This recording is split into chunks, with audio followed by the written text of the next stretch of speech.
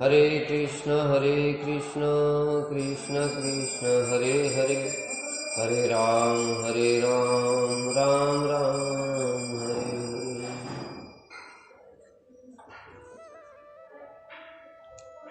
हम लोग श्रवण कर रहे थे नामाचार्य श्री हरिदास ठाकुर की महिमा।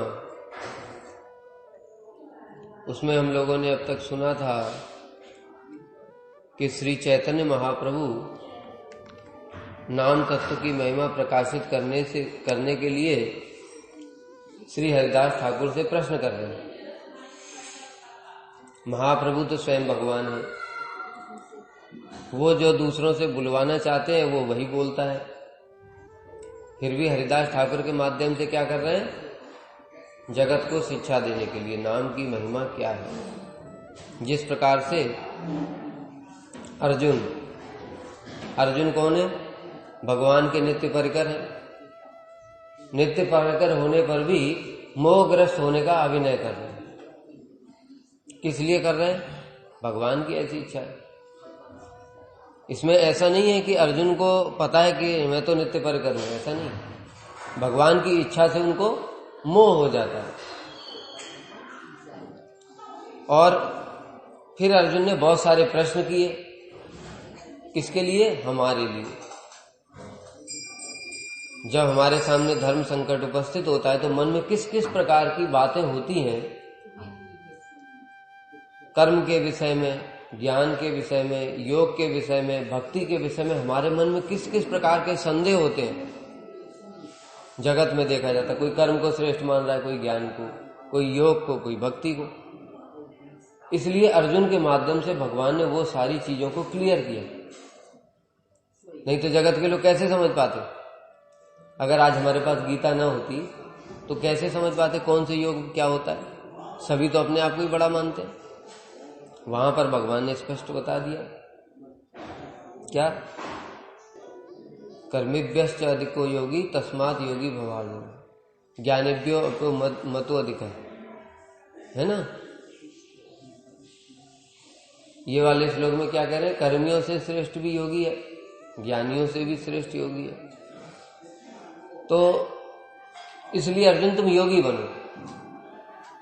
तो कोई कहेगा कि तो अच्छा भगवान लग रहा है अष्टांग योग की बात कर रहे हैं, तो वो उसका भी खंडन कर दिया। योगिनाम अपि सर्वेषाम मद्गतेन अंतरात्मन श्रद्धावान भजते यो मां ते में युक्ततमा मता, कि जो योगियों में भी जो जिसने अपने प्राण मुझे अर्पण कर दिए, श्रद्धा पूर्वक मेरा भजन करता, वो श्रेष्ठ है। इसलिए जो योगी अगर कोई समझे कि ये अष्टांग योग की बात कर रहे हैं, वो भी खंडन कर दिया। क्योंकि अब क्या बोला? अष्टांग योगी भजन नहीं करते। भजन मतलब सेवा। इसलिए सेवा कौन करते? भक्त करते। तो भगवान ने गीता में स्पष्ट बता दिया, एक नहीं कई जगह बोला, भक्त्या तो अनन्या शक्य एवं विदो अर्जुन ज्ञातुम दृष्टुम च तत्वेन प्रविष्टुम च परंतप। एकमात्र अनन्य भक्ति के द्वारा ही मेरा इस विश्वरूप दर्शन किया जा सकता है, इसको जाना जा सकता है, इसको देखा जा सकता है, और प्रवेष्टुम मेरे धाम में प्रवेश कर सकते हो। भक्त्या माम अभिजानाति यावान य च अस्मि तत्वतः ततो माम तत्वतो ज्ञात्वा विश्यते तदनंतरम। माम अभिजानाति, मुझे जान सकते हो। कैसे? भक्त्या तो अनन्या, एकमात्र अनन्य भक्ति के द्वारा। तो इसलिए जो जगत में कहते हैं कि कर्म श्रेष्ठ है, ज्ञान श्रेष्ठ है, योग श्रेष्ठ है, उनका खंडन तो भगवान ने ही कर दिया। करा कैसे? ऐसे अकेले बोलते क्या खड़े होकर के? कोई माध्यम चाहिए ना, तो माध्यम बनाया अर्जुन को, उनको मोह करा दिया। उनके मन में अब जो प्रश्न भी उठ रहे हैं वो अर्जुन के अपने प्रश्न नहीं है, वो भी भगवान की इच्छा से प्रश्न पूछ रहे हैं। इस बात को भी समझना पड़ेगा। वो वही सारे प्रश्न पूछ रहे हैं जो कि भगवान जिस तत्व को प्रकाशित करना चाहते हैं, क्योंकि नित्य परिकरों का अपना कुछ भी होता नहीं। ऐसे यहां पर महाप्रभु प्रश्न पूछ रहे हैं और हरिदास ठाकुर ने क्या बोला? प्रभु मैं तो वही बोल रहा हूं जो आप बुलवा रहे हैं, और ये गलत बात नहीं है। कविराज गोस्वामी क्या लिख रहे हैं? अपनी मर्जी से कुछ नहीं लिख रहे। जो भगवान की इच्छा है वही उनके हृदय में प्रकाशित होता है। इसलिए श्री चैतन्य महाप्रभु ने प्रश्न पूछा कि ये कलयुग में यवन बहुत बढ़ गए, इन सबका उद्धार कैसे होगा? तो हरिदास ठाकुर ने कहा, प्रभु ये जो नामाभास कर देते हैं ना, सुअर इत्यादि जो घृणित जीव हैं, इनको ये हराम बुलाते हैं, इसलिए इस राम शब्द का उच्चारण करते हैं। इसी नाम से ही इनका उद्धार हो जाएगा, नामाभास से। कौन सा नामाभास? वो भी हेला नामाभास।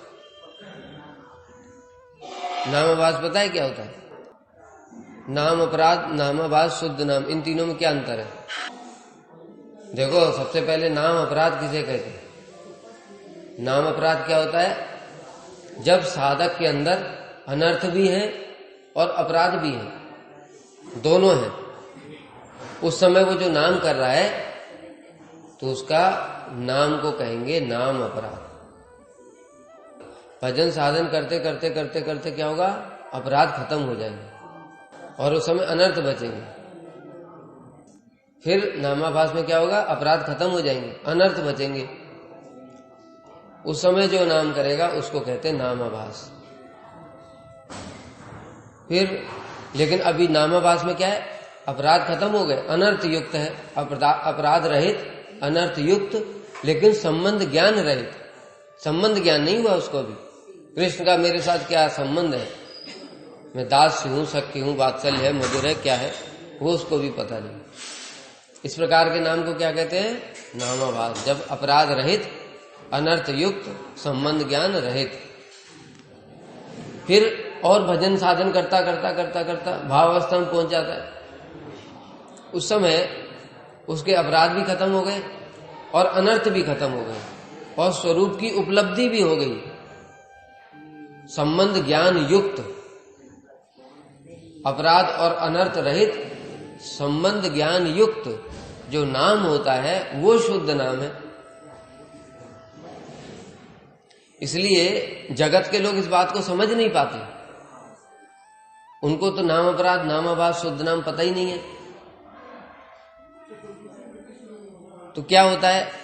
वो सोचते हैं जैसे तुम नाम कर रहे हो वैसे वो भी नाम कर रहे हैं, दोनों का नाम एक ही है। इसलिए वो क्या सोचते हैं?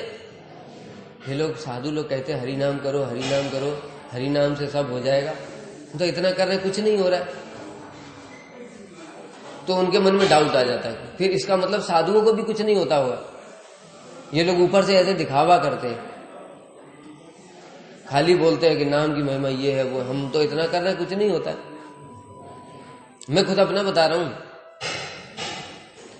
क्योंकि जब मेरे मन में भी यही विचार था, जब हमने 10th क्लास में पहली बार गीता पढ़ी, थोड़ा भक्ति में आए, उसके बाद बहुत सारे लोगों से सुना था एक नाम से ही कोटि कोटि पाप नष्ट हो जाते हैं। तो फिर हमने सोचा कि कैसे नाम करना चाहिए। कहते सच्चे मन से करो, ये पता था, सच्चे मन से नाम करो। तो मेरे मन में आया कि मैं तो सच्चे मन से ही करता हूं, मेरे मन में कोई इच्छा भी नहीं है। फिर उसके बाद कौन सा सच्चा मन है? मैं नाम कर रहा हूं, कुछ नहीं हो रहा है, इसका मतलब ये बातें ठीक नहीं है। भाई तत्ववेत्ता तो कोई था नहीं जगत में, हमारे पास में आसपास, जिन्होंने सुन रखा था यही शास्त्र की महिमा ऐसे ही सुन लेते उड़ते उड़ते। कोई भागवत चल रही है, वहां बैठ के जाकर के वहां महाराज नाम की महिमा बता रहे, एक नाम से करोड़ों पाप नष्ट हो जाते। अब महाराज ने नाम अपराध, नामाभास, शुद्ध नाम तो बताया नहीं, क्योंकि महाराज को भी पता नहीं है, भागवत में लिखा है, उन्होंने बोल दिया। समझ रहे हो जगत में क्या है? टीवी में जो भागवत करते हैं उनसे किसी से पूछो, जो लोग टीवी में भागवत करते हैं उनमें किसी से पूछो जाकर के, भाई नाम अपराध क्या है, नामाभास क्या है, शुद्ध नाम क्या है? बता पाएगा कोई? नहीं बता पाएगा। इसलिए मेरे मन में ये डाउट आया, क्योंकि लोगों से सुना था कि नाम की यही महिमा है। मैंने कहा मैं सच्चे मन से ही करता हूं। सच्चे मन का मतलब क्या है? मन में कोई कामना नहीं होनी चाहिए, वो थी नहीं। भगवान का स्मरण करते हुए ही नाम करो, वो भी करा। जब मेरा मन बिल्कुल भगवान में ही स्थिर है, फिर नाम कर रहा हूं, फिर भी कुछ नहीं हुआ, तब मेरे मन में हुआ मामला गड़बड़ है, ये बात ठीक नहीं है। तो जब हमारे मन में ऐसे विचार आए तो बाकी लोगों की क्या बात करें, उनका तो मन भी सच्चा नहीं है, कामना वासना में भरे हुए। तो कारण क्या था? नाम अपराध हो रहा है। सच्चे मन का मतलब ये है ही नहीं। सच्चे मन का मतलब क्या है? स्वरूप की उपलब्धि। समझ गए? जगतवासियों को पता ही नहीं सच्चे मन का मतलब क्या है। जो हम जानते हैं वो लोग उससे भी बहुत कम जानते हैं। उनके लिए तो सच्चा मन कामना वासनाओं से भरे होने पर भी मन सच्चा है उनके हिसाब से। ठीक है? इसलिए तत्व ज्ञान का बहुत अभाव है। उस कारण से शास्त्रों में श्रद्धा नहीं है। शास्त्रों में श्रद्धा नहीं होगी, भगवान और गुरु तत्वों को हम कभी समझ ही नहीं सकते। समझ नहीं सकते तो इनका फल भी दिखेगा नहीं। इस कारण से जगतवासियों को न शास्त्र का फल मिलता है, न ये नाम की महिमा का फल मिलता है। गौड़ फल मिल जाएगा।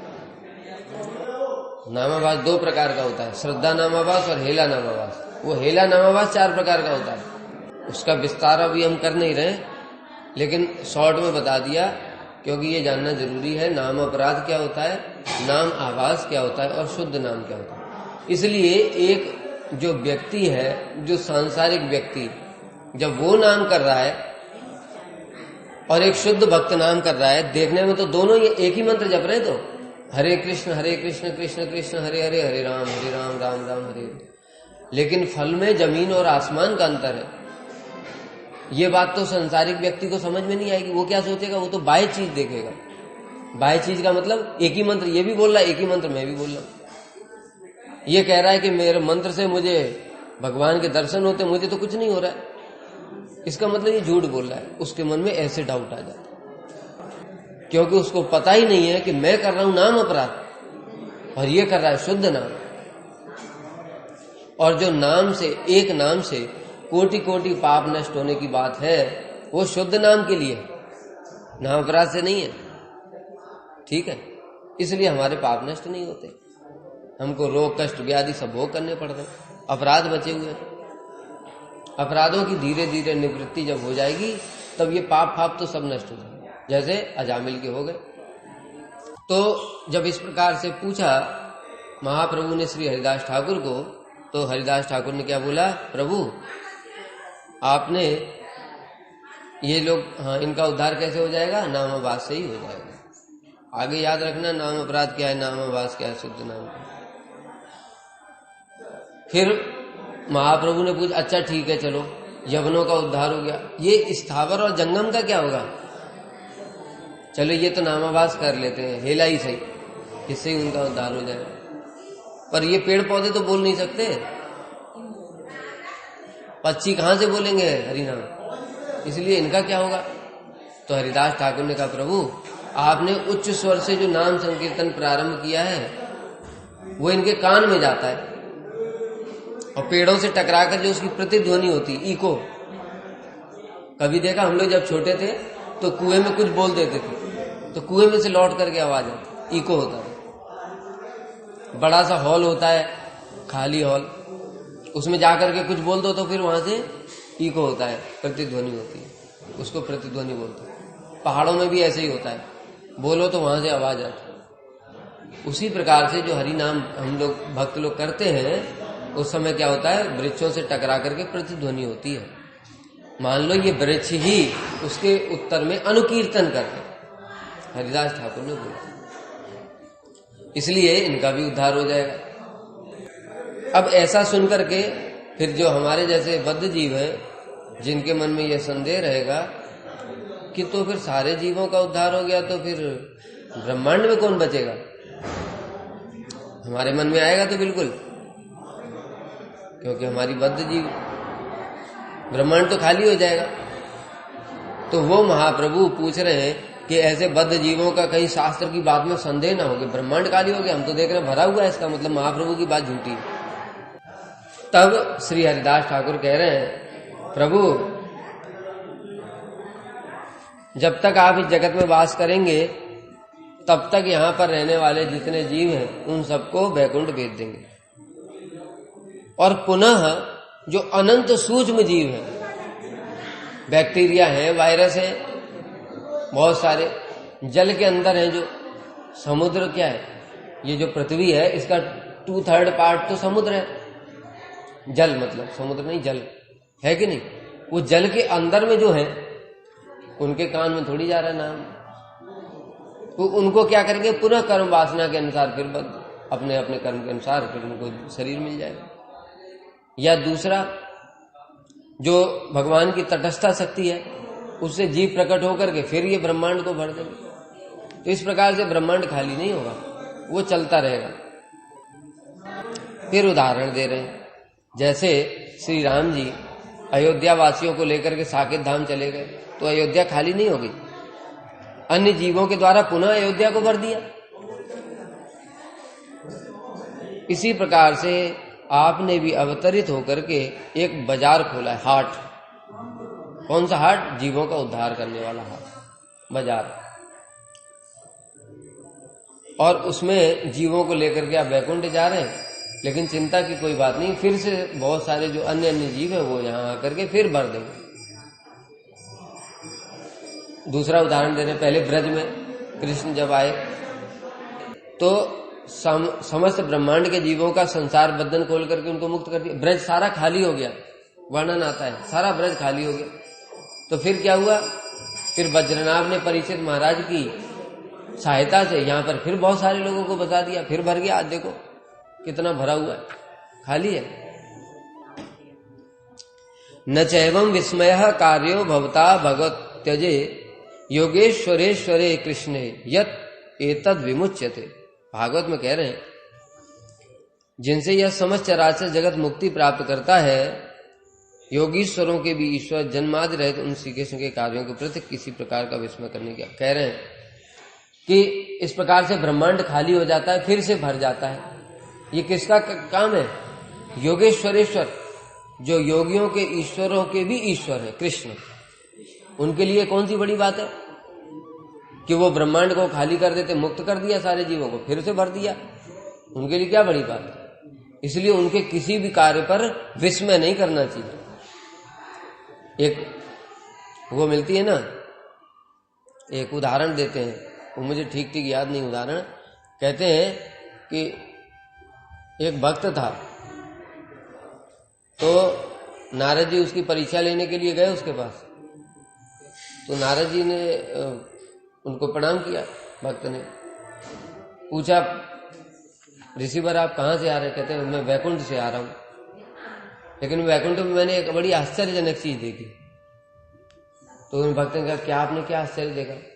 कहते मैंने देखा कि भगवान एक हाथी को इस सुई की, जो सुई का छेद होता है पीछे वाला, कितना बड़ा होता है, उसमें से धागा भी घुसता नहीं है, बड़ी मुश्किल से घुसता है ना।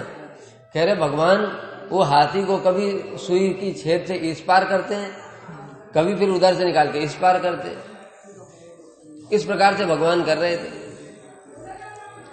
तो भक्त हंसने लगा, कहता है नारद जी ये कौन सी बड़ी बात, भगवान के लिए ये कौन सी बड़ी बात है? वो सुई के छेद में से ब्रह्मांड को पार कर सकते हैं, ये हाथी तो बहुत छोटी बात है। तो इस प्रकार से भक्त परीक्षा में सफल हुआ। ये कथा थोड़ा दूसरे प्रकार से है, लेकिन सार वही है कि भगवान क्या है, कर्तुम अकर्तुम अन्यथा कर्तुम, संभव को असंभव कर देते, असंभव को संभव। भीष्म द्रोण ये अपराजय थे, और भीष्म को इच्छा मृत्यु का वरदान था, और द्रोण को ऐसा वरदान था कि जब तक उनके हाथ में कोई भी अस्त्र शस्त्र है उनको कोई मार नहीं सकता। तो वो भी अपराजय थे। तो ये क्या था, इनको मारना असंभव था, लेकिन उसको क्या कर दिया भगवान ने, संभव कर दिया। दूसरी ओर परीक्षित के ऊपर गर्भ में जब परीक्षित थे, अश्वत्थामा ने ब्रह्मास्त्र चला दिया, यानी कि परीक्षित का मरना संभव है, क्योंकि ब्रह्मास्त्र अमोघ बाण है,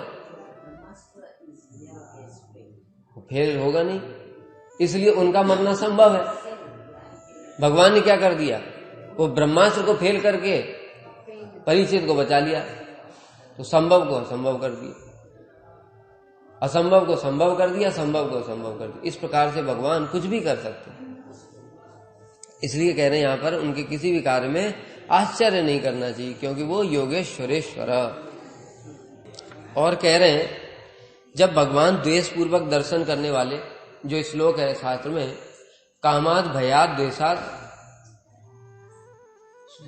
स्नेहात यथा भक्तेश्वर मन आवेश तदगम हित्वा बहुवश तदगतिम गता, कि भगवान में किसी प्रकार से भी मन को निविष्ट किया जाए, कामात काम से, यहां काम मतलब प्रेम है, गोपियों ने जैसे किया, द्वेषात द्वेष के द्वारा भी भगवान में अगर मन निविष्ट किया जाए, जैसे किसने किया, शिशुपाल दंतवक्र इत्यादि।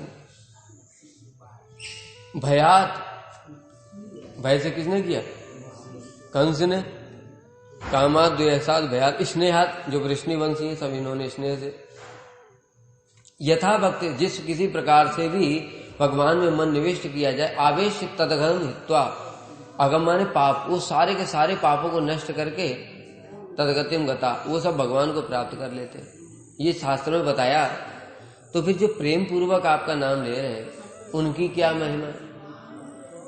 ये बात ब्रह्मा जी ने ही बोली क्या, कि प्रभु जब आपने पूतना अगासुर बगासुर जो आपको मारने के लिए आए थे, इनको ही जब आपने अपना धाम दे दिया, तो इन ब्रजवासियों को क्या दोगे? क्यों, जिनके लिए आप अपने प्राण तन मन पुत्र बंधु बांधव सबसे अधिक प्रिय हैं, अपनी आत्मा से भी आप इनके ज्यादा प्रिय हैं, इनको क्या दोगे? तभी तो भगवान ने बोला न पारे हम, मैं कुछ नहीं दे सकता इनको तो मैं अपने आप को ही दे दूंगा। जे कहे चैतन्य महिमा मोर गोचर है, से जानू कुमोर पुनः एक निश्चय, तुम्हार जे लीला महा अमृतेर सिंधु, मोर मनो गोचर नहीं तार एक बिंदु। अब इस प्रकार से जब हरिदास ठाकुर ने बताया, उसके बाद हरिदास ठाकुर बोले, प्रभु आप मुझसे इस प्रकार से जो पूछ रहे हैं ना, ये भी लीला मात्र है, और आपकी लीला को कोई समझ नहीं सकता। जे कहे चैतन्य लीला मोर गोचर है, जो ये ऐसा कहता है कि चैतन्य लीला को मैंने समझ लिया, मैं यही कहूंगा भाई तुम जानते हो तो जानो, किंतु मेरा तो यही निश्चय है कि प्रभु आपकी लीला महा अमृत का अपार सिंधु है, जिसका एक बिंदु भी मेरे मन के गोचर नहीं है। यहां हरिदास ठाकुर ने वही स्तुति की, कौन सी वाली? ब्रह्मा जी वाली। क्यों? क्योंकि वही ब्रह्मा जी के अवतार है ना। ब्रह्मा जी क्या बोले? जानंत एव जानंत किम बहुत्या न मे विभो, मनसो वपसो वाचो वैभवम तब गोचर। कृष्ण के लिए कहा भगवान ने स्तुति करते हुए ब्रह्मा जी ने कि प्रभु जो कहते हैं कि मैंने कृष्ण को जान लिया, उनको कहने दो, मैं मन के द्वारा तन के द्वारा और वचन के द्वारा आपको कुछ भी नहीं जान पाया। वही हरिदास ठाकुर यहां पर कह रहे हैं। श्री हरिदास ठाकुर की इन वचनों को सुनकर के महाप्रभु का मन चमत्कृत होता। अब देखो महाप्रभु कैसी लीला करते, बड़े बड़े के अंदर मोह कर दे। भगवान को है, वो भगवान है, उनको सब पता है मैं क्या कर रहा हूं, नाम की क्या महिमा है, सब जानते हैं, लेकिन होने पर भी कैसे आश्चर्य प्रकट करें। अच्छा, मेरी गूढ़ लीला के विषय में हरिदास को कैसे पता चला? अब सोच रहे हैं कि ये जो मैं कर रहा हूं, इसके विषय में हरिदास ठाकुर को पता कैसे चल गया, और इसमें भी क्या है, कैसे पता चलेगा? वो भी भगवान की इच्छा है। भगवान की इच्छा के बिना तो बलदेव प्रभु को पता नहीं चलता है, हरिदास ठाकुर को क्या पता चलेगा? बलदेव प्रभु द्वितीय प्रकाश, कृष्ण की इच्छा नहीं है 1 साल तक उनको बताने की। बलदेव प्रभु रोज देख रहे हैं। कौन सी आश्चर्यजनक घटना है, रोज देख रहे हैं। कौन सी आश्चर्यजनक घटना? देखो, पहला आश्चर्य की बात ये थी, जो बलदेव प्रभु प्रतिदिन देख रहे हैं परंतु उनके मन में बात नहीं आती। बलदेव प्रभु कौन है? भगवान है, कृष्ण के द्वितीय प्रकाश है। वो साक्षात देख रहे आश्चर्यजनक चीजें, किंतु उनके मन में बात नहीं आती। कैसी? पहली आश्चर्यजनक घटना कि इस 1 साल में गायों ने नए बछड़ों को जन्म दिया। जो नए बछड़े हैं उनके प्रति गायों का स्वाभाविक प्रेम रहता है अधिक, लेकिन देखते हैं कि गायें पुराने बछड़ों को अधिक प्रेम कर रही हैं। पहली ये आश्चर्यजनक घटना।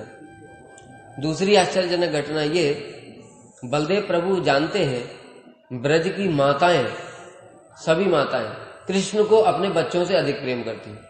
श्री दाम, सुदाम, मदमंगल, जितने भी सखा हैं कृष्ण के, उन सबसे अधिक माताएं कृष्ण को प्रेम करती हैं। किंतु अब इस 1 साल में क्या हो रहा है? रोज देख रहे हैं माताएं अपने बच्चों को भी कृष्ण के समान प्रेम कर रही है। यह आश्चर्य है।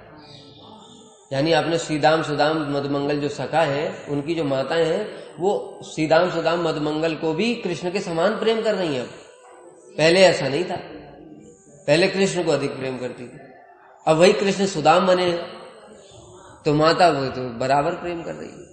वही मदमंगल बने, सब सखा बन गए वो। ये देखा। तीसरा देखा कि जो गायें हैं, जब सारी गायें, वो सारी गायें, अब जो पहले क्या है, गायों का क्या है, तो पशु है। पशु का स्वभाव क्या होता है? अपना चरने में मस्त है, घर आने के लिए उनको अच्छा थोड़ी लगता है। देखा है कभी गायों का मन होता है उधर घूमती फिरती इधर उधर। लेकिन अब क्या है, गायें समय से पहले ही अपने गोष्ठ में आ जाना चाहती है, क्योंकि वहां बछड़े उनके बंधे हुए हैं। बछड़े तो पहले आ जाते हैं, है ना। तो वो गायें पहले आकर के उनको उत्कंठा रहती गायों की, और आते ही उन बछड़ों को चाटने लग जाती। इस प्रकार से अनेक सारी घटनाएं हैं जो बलदेव प्रभु प्रतिदिन देख रहे हैं, परंतु उनके मन में बात आती है, देखने पर भी नहीं आती। क्यों? भगवान की माया है, योग माया। उनकी शक्ति कैसी है कि उनके अवतार भी जान नहीं सकते अगर उनकी इच्छा ना हो तो। इसलिए जीवों की क्या बात। और ये बात महाप्रभु ने स्वीकार भी की। यहां हरिदास ठाकुर के लिए महाप्रभु ऊपर से आश्चर्य प्रकट कर रहे हैं, क्योंकि उनकी सन्यासी की लीला है। क्या आश्चर्य प्रकट कर रहे हैं? अरे ये हरिदास को कैसे पता चल गया मेरी लीला के बारे में, कि मैं ऐसे ऐसे सारे जगत के जीवों को उद्धार करके बैकुंठ भेज दूंगा, फिर उनको वापस भर दूंगा। इसलिए हंस रहे हैं। हरिदास को कैसे पता चलेगा? क्योंकि महाप्रभु की इच्छा है। प्रमाण कहां मिलता है? जब श्रील रूप गोस्वामी पाद पुरी में गए और रथ यात्रा के समय जब श्री चैतन्य महाप्रभु रथ के सामने नृत्य करते करते क्या बोल रहे हैं, एक श्लोक का पाठ कर बार बार उच्चारण कर रहे हैं। काव्य प्रकाश का श्लोक है वो। उसका अर्थ क्या है कि एक प्रेमिका अपने प्रेमी के लिए कह रही है कि वही यह रेवा नदी का तट है। जब विवाह नहीं हुआ था तो दोनों रेवा नदी के तट पर मिलते थे आकर। वही परिवेश है, वही तुम हो, वही मैं हूं। लेकिन मिलन का वो सुख नहीं है जो विवाह के पहले था। वही चांदनी रात है, सब कुछ वही है, किंतु वो सुख नहीं है जो कि विवाह के पहले जब हम छुप छुप करके मिलते थे। अभी शादी हो गई लेकिन वैसा सुख नहीं हो रहा है। ये जो श्लोक है वो बार बार महाप्रभु कई बार उच्चारण कर रहे हैं, सारे भक्त लोग सुन रहे हैं। तो भक्त बड़े आश्चर्यचकित है कि महाप्रभु ये जड़ काव्य का श्लोक क्यों बोल रहे। महाप्रभु स्वयं कृष्ण है और कृष्ण भक्ति की बात अतिरिक्त वो कोई और बात नहीं करते, तो ये जड़ काव्य का श्लोक क्यों बोल रहे, कोई नहीं जान पाया। श्रील रूप गोस्वामी पाद जी आए और उन्होंने क्या किया, उसके अनुसार ही उन्होंने एक श्लोक की रचना कर दी और वो श्लोक लिख करके वो थी झोपड़ी, हरिदास ठाकुर की जो कुटिया, उसके ऊपर रखा हुआ था। तो महाप्रभु ने आकर के वो देख लिया और देख करके पढ़ करके आश्चर्यचकित हो गए। तब कहने लगे, सभी भक्त लोग साथ में थे, स्वरूप दामोदर गोस्वामी थे, रामानंद राय थे, सारे भक्त लोग साथ में थे। तो महाप्रभु कहने लगे, स्वरूप से पूछ रहे हैं, स्वरूप ये रूप ने मेरे मन के भावों को कैसे जान लिया? इसको तो कोई नहीं जान सकता। और ये बात सत्य भी है। रथ यात्रा में, रथ के समय में जब महाप्रभु इस श्लोक को बोल रहे थे, कोई नहीं जान पाया, तो ये रूप ने कैसे जान लिया? ये बड़े आश्चर्य की बात। स्वरूप दामोदर कौन है?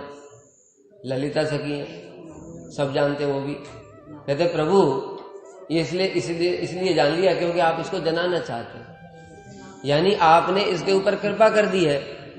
सिंपल सी बात है, आपकी कृपा के बिना तो नहीं जान पाएगा।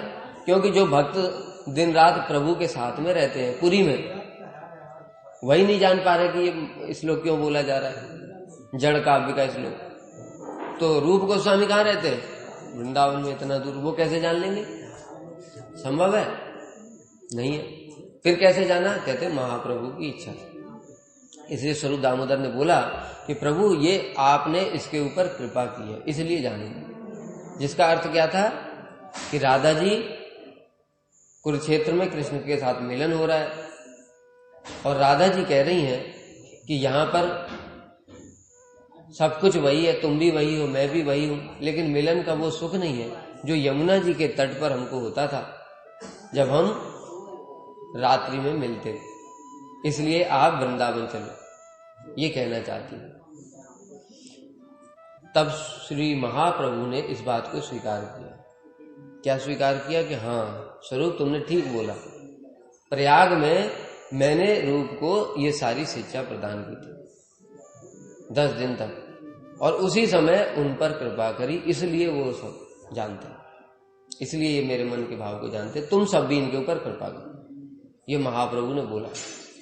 तो कहने का तात्पर्य क्या है कि रूप गोस्वामी या कोई भी भक्त या हरिदास ठाकुर जो यहाँ पर वर्णन है, ये सब बातें कैसे जान गए महाप्रभु क्या लीला कर रहे हैं? क्योंकि ये महाप्रभु की ही इच्छा है। जैसे बलदेव प्रभु के लिए जब 1 साल में 5-6 दिन बचा था, तब कृष्ण ने इच्छा की, अब मैं अपने बड़े भाई को बता दूं। जैसे ही उन्होंने ऐसी इच्छा करी, तुरंत बलदेव प्रभु ने वही सारी चीजें देखी जो रोज देखते, और वही देख करके अब समझ में आ रहा है, अरे ये तो बड़ा गड़बड़ हो रहा है, ये तो विचित्र चीज हो रही है कि गाय अपने पुराने बछड़ों को प्रेम कर रही है। ग्वाले आए अपने बच्चे को पीटने के लिए, और पीटने की जगह उनको क्या करने लगे? उनको गोद में लेकर के आलिंगन करने लगे, चुंबन करने लगे, उनका माथा सूंघने लगे, वात्सल्य उमड़ाया उनका। उनके आलिंगन करने के साथ साथ उनके नेत्रों से प्रेम के अश्रु बहने लगे। आए थे उनको पीटने के लिए, कि बछड़ों को गायों की नजर में क्यों लेकर के आए? गाय भाग गई हमारी, ठीक है, गाय पर्वत के ऊपर चल रही थी और बछड़े जो पुराने वाले बछड़े हैं वो नीचे चल रहे थे। जैसे ही गायों की दृष्टि बछड़ों के ऊपर पड़ी, ऊपर से गोवर्धन से, तुरंत गाय दौड़ करके बछड़ों की ओर भागी। तो उनके साथ में जो ग्वाले थे उनको रोक रहे, कोशिश कर रहे रोकने की गायों को, रुकते नहीं, और छलांग मार करके पूंछ उठा करके गायें आकर के नीचे और तलहटी में अपने बछड़ों को चाटने लगी। तो ग्वालों को क्रोध आया अपने बच्चों के ऊपर कि इनको इतना भी तमीज नहीं है कि बछड़ों को इन गायों की नजर में लेकर के क्यों आए, दो दूर चराते। इसलिए इनको हम शासन करेंगे, इनको पिटाई लगाएंगे। पिटाई लगाने के लिए आए थे और उल्टा प्रेम करने लगे। ये बलदेव प्रभु ने देखा, ये भी बड़े आश्चर्य की बात है, ये हो क्या रहा है?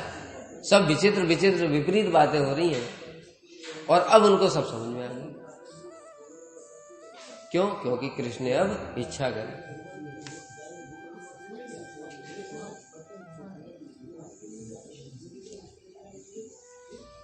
श्री हरिदास ठाकुर के प्रति अत्यधिक संतुष्ट होने के कारण श्री महाप्रभु ने उनका आलिंगन किया और उनको मना किया, देखो हरिदास तुम तो समझ गए, और ये सब बातें और किसी को नहीं बताना, मेरे आने का प्रयोजन क्या है। मैं इस प्रकार से लीला कर रहा हूं। ईश्वर का यह स्वभाव है कि वह अपने ऐश्वर्य को छिपाना चाहते हैं, किंतु उनकी महिमा भक्तों से छिपी नहीं रह सकती, उनको विदित हो जाती है।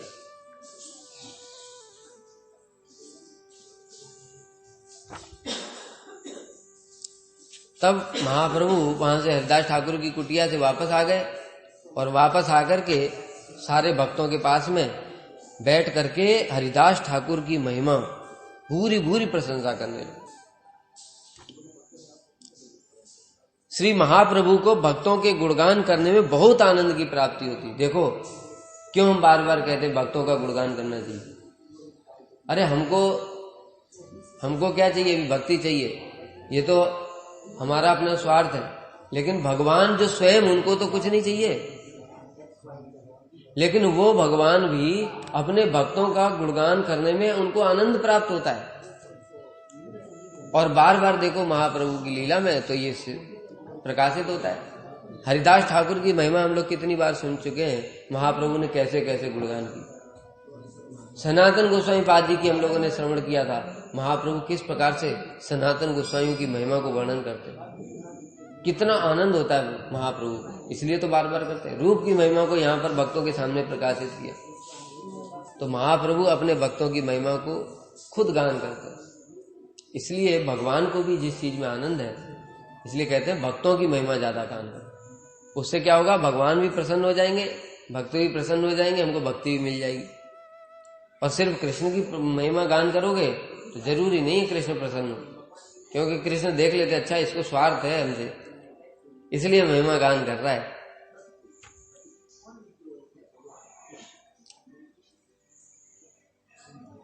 कृष्णदास कविराज गोस्वामी श्री चैतन्य चरितामृत में लिख रहे हैं, हरिदासेर गुणगण असंख्य अपार, के कौन अंशे वर्णी नहीं पाए पार।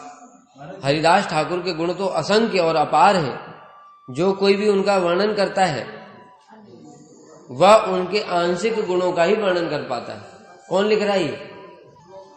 कविराज गोस्वामी स्वयं ये बात कह रहे हैं कि हरिदास के गुण तो असंख्य और अपार हैं, लेकिन जो उनके वर्णन करना चाहता है ना, वो उनका आंशिक वर्णन ही कर पाता है। किसके लिए कह रहे हैं? हमारे लिए नहीं कह रहे हैं, अपने लिए कह रहे हैं। और वो कविराज गोस्वामी कौन है? राधा रानी की सखी है। कह रहे हैं जब मैं, कहने का तात्पर्य कविराज गोस्वामी और वृंदावन दास ठाकुर, जब हम जैसे लोग भी हरिदास ठाकुर के असंख्य गुणों में से कुछ अंश ही वर्णन कर पा रहे हैं, तो हमारी क्या बात है? हम तो उसकी एक कण को भी स्पर्श नहीं कर सकते। उनको गुणों की महिमा को कोई भी पार नहीं पा सकता। अब हरिदास ठाकुर का अप्रकट लीला। श्री गोविंद प्रभु नित्य प्रति हरिदास ठाकुर के लिए जगन्नाथ जी का महाप्रसाद लेकर के जाते थे। एक दिन गोविंद प्रभु हरिदास ठाकुर के लिए महाप्रसाद लेकर पहुंचे। उन्होंने देखा हरिदास ठाकुर लेटे हुए हैं। हर दिन क्या देखते थे?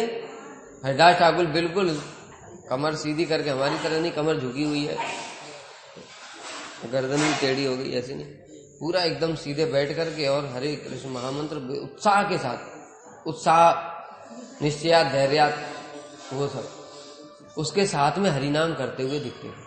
लेकिन आज बड़ी विचित्र बात देखी कि हरिदास ठाकुर लेटे हुए और धीरे धीरे अपनी नाम, हर दिन क्या करते थे हरिदास ठाकुर?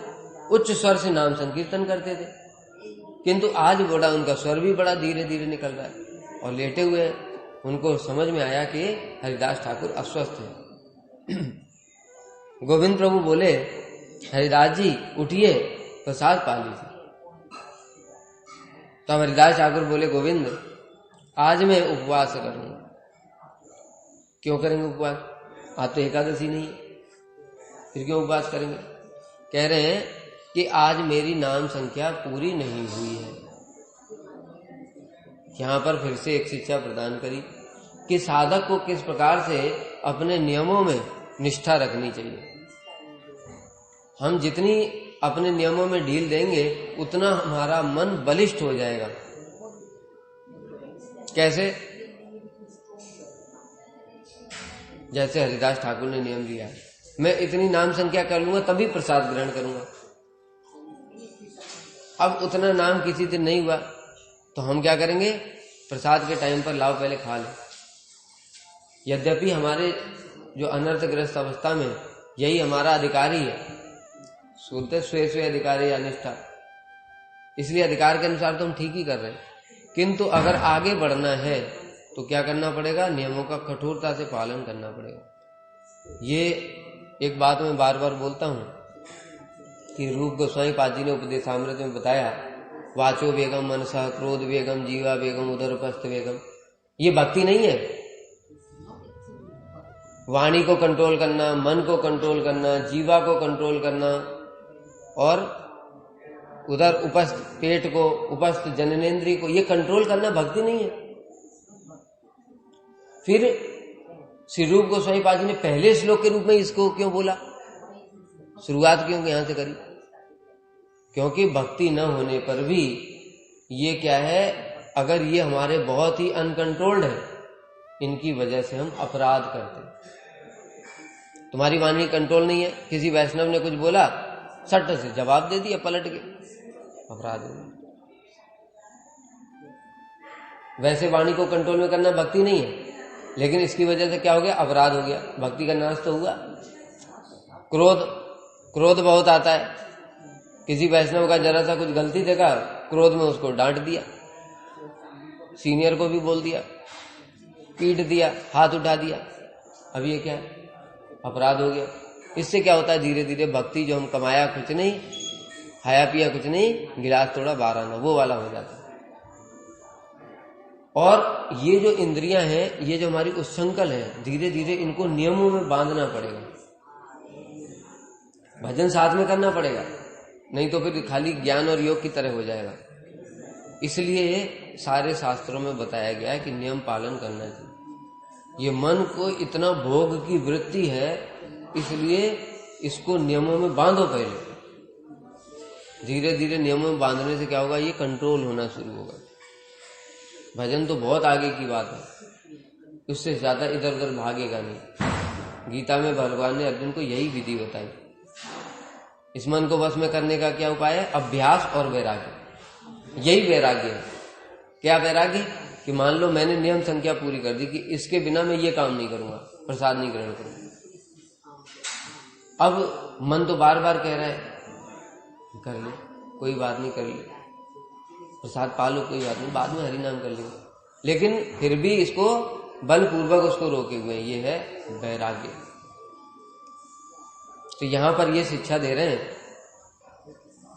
इसलिए मैं महाप्रसाद कैसे ग्रहण करूं, शिथिलता नहीं देनी नियमों में। यद्यपि देखो एक बात और भी है कि मठवास के समय में सब समय ऐसे नियम पालन भी नहीं हो सकते, क्योंकि हम अभी अनर्थग्रस्त जीवी हैं, हमारा स्वास्थ्य खराब हो जाएगा। मान लो तुमने नियम बना लिया 16 माला नहीं करूंगा जब तक प्रसाद नहीं पाऊंगा, ठीक है। सुबेरे बहुत सारे वैष्णव लोग आ गए, कथा में बैठना है, कीर्तन में बैठना है, उसके बाद वैष्णव आ गए। अब तुम माला लेकर के भागे परिक्रमा करने, वैष्णवों की सेवा छोड़ करके, उससे कोई लाभ नहीं, ठीक है। वैष्णवों की सेवा ही प्रधान है, अपने नियम से ज्यादा ऊपर है। अब वो वैष्णवों की सेवा करने में 1 घंटा और लग गया, अब नाम तो हुआ नहीं। अब तुम सोच रहे 16 माला करूंगा मैं तभी प्रसाद ग्रहण करूंगा। अब तुम्हारे 10 बज गए, 16 माला और करोगे तो 11-12 बज जाएंगे। 12 बजे प्रसाद पाओगे तो पेट में गैस हो जाएगी, बीमार हो जाओगे। तो कुछ भी करने, अब न सेवा करने के लायक, न कीर्तन में बैठने के लायक, न कथा में बैठने, कहीं के बचे ही नहीं। इसलिए इसमें भी विचार है, ये सारे नियम ब्लाइंडली फॉलो नहीं करने। गीता में भगवान ने कहा क्या, युक्ताहार विहार युक्त चेष्टा से कर्म से। भागवत में क्या बोला, स्वे स्वे अधिकार या निष्ठा सगुण परिकीर्तिता। जैसे जैसे अधिकार उन्नत होगा उस समय, अधिकार मान लो उन्नत हो गया, यानी अभी हमारे शरीर में सामर्थ्य है, भूख प्यास को हम आराम से सहन कर लेते हैं, कुछ नहीं होता है, तो सहन करना चाहिए। उस समय आलस नहीं देना चाहिए शरीर को कि नहीं चलो ठीक है खा लेते हैं, बाद में हरिनाम बाद में कर लेंगे। लेकिन अगर शरीर में सामर्थ्य नहीं है तो शरीर के फिर हिसाब से चलो, नहीं तो जो कर रहे 16 माला वो तो होगी नहीं, सेवा भी नहीं होगी, कथा भी नहीं होगा, कीर्तन भी कुछ नहीं, सब भक्ति चौपट कर दी। ऐसा भी होता है। और उसके बाद क्या होता है पता है? उसके बाद ये होता है अब बीमार हो गया, यहां कोई देखने वाला नहीं है, इन लोगों के लिए तो मैं बीमार हुआ, इनकी सेवा करते हुए बीमार हुआ, ये लोग मेरी चिंता नहीं करते, इनके साथ रहने से क्या फायदा, ये साधु हैं, मैंने इनके लिए इतना कष्ट उठाया, ये मेरे लिए सोचते नहीं, इनके साथ रहने से क्या फायदा, घर में रह के भजन करूंगा, वहां नियम पूर्वक 16 माला करके खाऊंगा। ये माया है। माया किस किस रूप में, भजन के रूप में भी ऐसे करके छल करके चली जाती है। इसलिए साधु सावधान। इसलिए सदैव श्रेष्ठ साधुओं का संग करोगे तो वो ये बात को जानते हैं कि कौन सी प्रकार की माया किस प्रकार से तुमको छल कर रही है। एक व्यक्ति ने हमसे पूछा कि प्रभु जी मेरे अंदर कुछ दोष है, ठीक है, पाप करने की प्रवृत्ति भी है, अब आप कहते हैं कि मठ में रह करके भजन करो, वृंदावन में आ जाओ, तो मैं सोचता हूं वृंदावन में रहूंगा और ये पाप करूंगा तो धाम अपराध होगा। अब वो बात कौन सी गलत बोल रहा है क्या? बात तो बिल्कुल ठीक ही बोल रहा है ना, लेकिन हमारा मन हमारे साथ किस प्रकार से खेल कर रहा है इसको समझना कितना कठिन। ये भी मन का छल है।